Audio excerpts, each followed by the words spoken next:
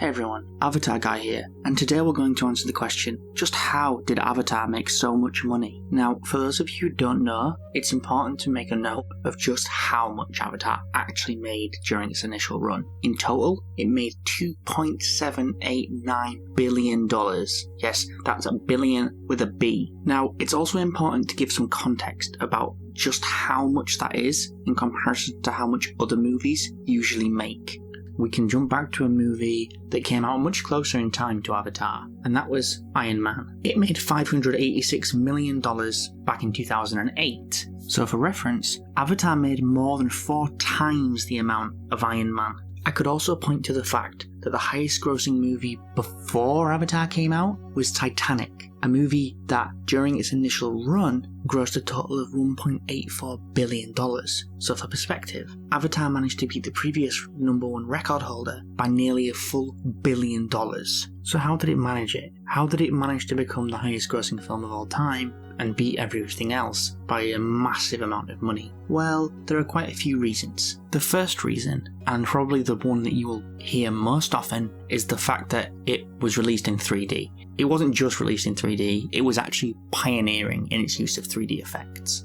And this caused the ticket price to be slightly elevated, maybe 20% more. That alone isn't enough to account for the insane amount of money that Avatar made, so there has to be some other reasons too, and of course there are. In fact, in my opinion, one of the bigger reasons for why Avatar was so successful is because it had so many repeat viewings. Most movies make most of their money in the first weekend they come out, and it's then said that whatever multiple of that original weekend it makes in total is the total multiplier. So, for example, if we released a movie, it made $100 million in the first weekend, and so over the length of the film being released in theatres, it makes $300 million, therefore it's 3 times multiplier. For Avatar, it made $77 million in its opening weekend and ended up with a 10 times multiplier. That means it made 10 times domestically, in the United States, what it made from its opening weekend. And the reason it did this was because it kept making money week after week after week. In fact, it went completely against the trend of most movies that make their money in the opening weekend. In fact, it ended up making most of its money well after its opening weekend. Now, why did it do that? The reason was people kept going to see it again and again and again. And one of the big reasons for this was the nature of the movie. Quentin Tarantino described Avatar as a roller coaster ride in the cinema, and I think that this is a major factor in why people kept going back to see the movie over and over again.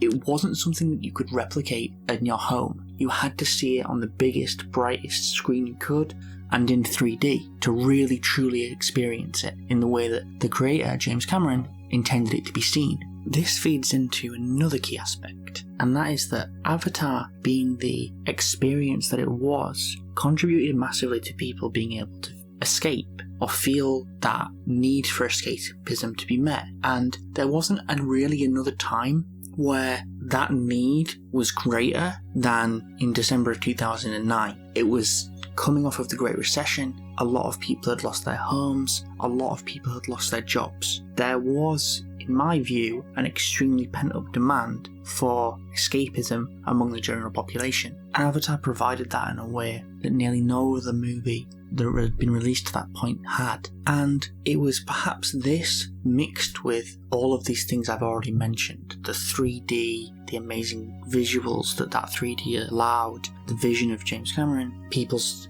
pent-up desire for that escapism, that contributed to what I believe it was Avatar's biggest benefit, the thing that contributed most to its success, and that is word of mouth. Word of mouth is basically the network effect. It's where people tell other people, their friends, their family members, about a certain thing and encourage them to either buy it or go and do that thing. And with Avatar, we saw this on a mass scale. It really, really resonated with people. They went to see it with their family and friends, with their extended family, and again, they did this multiple times. And this word of mouth is one of the things that contributed massively to Titanic's success too. it also is more valuable than any marketing campaign that any giant studio could ever produce. Yes, you might see an ad on YouTube or on TV for a movie, but if your best friend tells you that they saw a movie and it was amazing that you have to go see it, you're much more likely to go and see that movie. In fact, and this massively contributed to how Avatar made so much money, one of the reasons why this happened was because the movie itself was such a unique experience. It showed people something they hadn't seen before, both on a technical level with the 3D, but also the world itself. And this feeds in again very much to the next reason in how Avatar made so much money, and that's its visionary director, James Cameron. Now, I don't believe it's any coincidence that James Cameron also directed the previous highest grossing movie of all time, Titanic, because with every film he makes, he seeks to attract an audience as broad as possible. He wants his stories to resonate with people from 8 years old to 80 years old, from men to women, and across cultures. He often talks about universal themes in his movies, but at the same time, they're also visionary epics, and they all come from the mind of a single man. In fact, with modern Hollywood, that's quite rare. Most movies that we see nowadays are what might be called, at least blockbusters, they're what might be called movies by committee. They have lots of moving parts. Often the director isn't the same as the writer, and there might be a different person doing the editing. Whereas with James Cameron, it's a cohesive, singular vision. He writes the movie, Avatar, he directs the movie, and he also edits the movie. He had other editors working with him, but you see what I mean. And I think that this shines through in the film itself, that it's quite obvious that this is kind of, the vision of a single man, and that story, that holistic nature, I think it helps the story to resonate with people. Things have a greater level of cohesion. They make more sense. I also believe that that at least Jim's singular vision contributes to this dreamlike quality.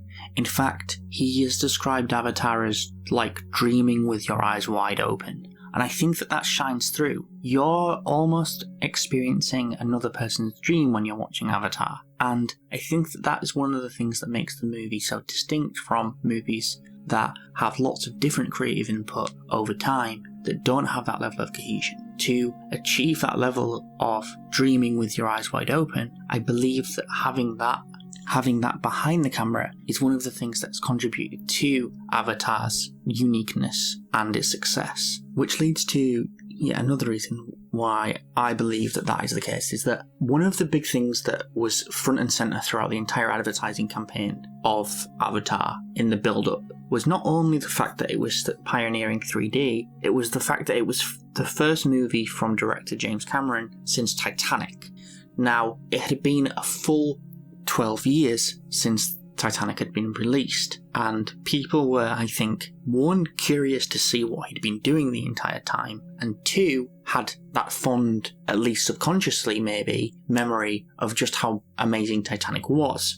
And this is one of the reasons why I believe that Avatar managed to be such a massive 4-quadrant movie. And by 4-quadrant, I mean that usually when a movie is made, it appeals to maybe one of 4 quadrants or 2 of the 4 quadrants. And these 4 quadrants are females under 25, males under 25, females over 25, and males over 25. Usually, films don't appeal to all 4 of those quadrants. For Titanic and for Avatar, they did.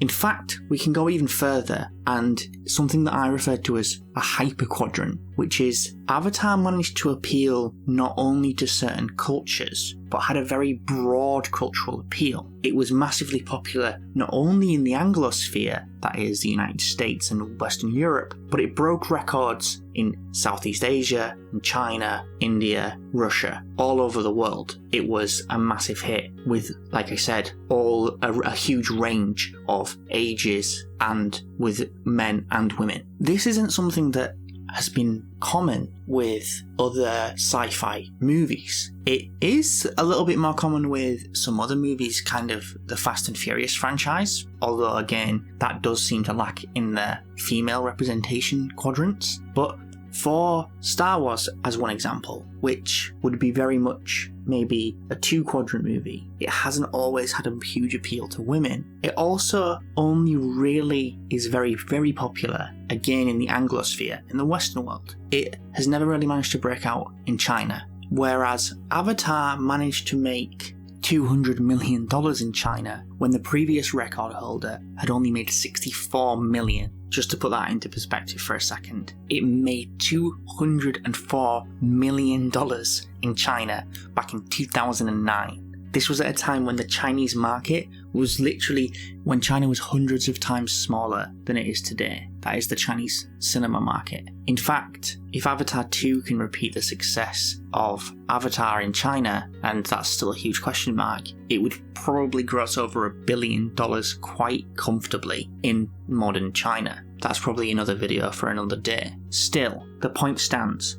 The amount of money that Avatar made outside of the United States and outside of traditional markets that contribute to box office was another massive contributing factor to its success and its overall box office gross. Now, this should be caveated with something that I did mention earlier, which was that it came out in December of 2009, which was at a time when the US was just coming out of a very deep recession and exchange rates were very favourable for any movie that made most of its money in foreign countries. That is to say, the dollar was weak, and when people were exchanging foreign currency back into USD, they were getting a very good rate of exchange. And this again helped Avatar to have such high gross in USD. So to be clear, if Avatar hadn't been released at that moment in time in December 2009, and say had been released 5 years later,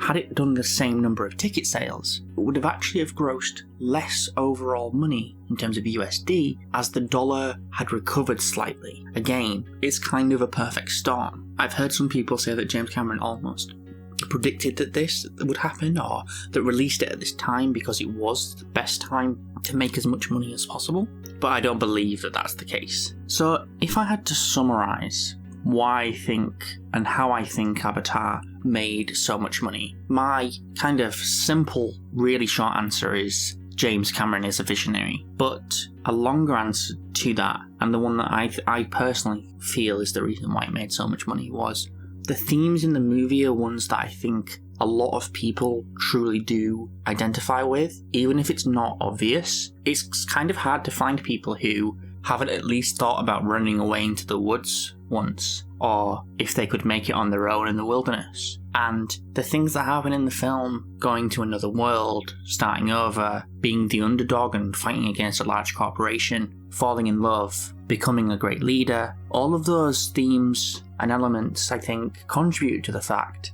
that the movie resonated with so many people, and that it did those things in such a simple and effective manner. And again, I think that that's got a huge amount to do with James Cameron's vision. He tells very simple and effective stories in a very clear way, and I don't believe that any other director in the world could have made this movie. It's his unique style, his grand vision on an epic scale, yet still told in such a way that even a child can appreciate it, and all of these other themes going on in the background. So take the environmentalism, the love of nature. Even if you aren't a huge environmentalist, I personally believe that still resonates with everyone on some level. That the earth is our home, it's something to be protected, and that something to be treasured. That message underlying the whole of Avatar is something that crosses all ages, gender, and cultural backgrounds. It's something that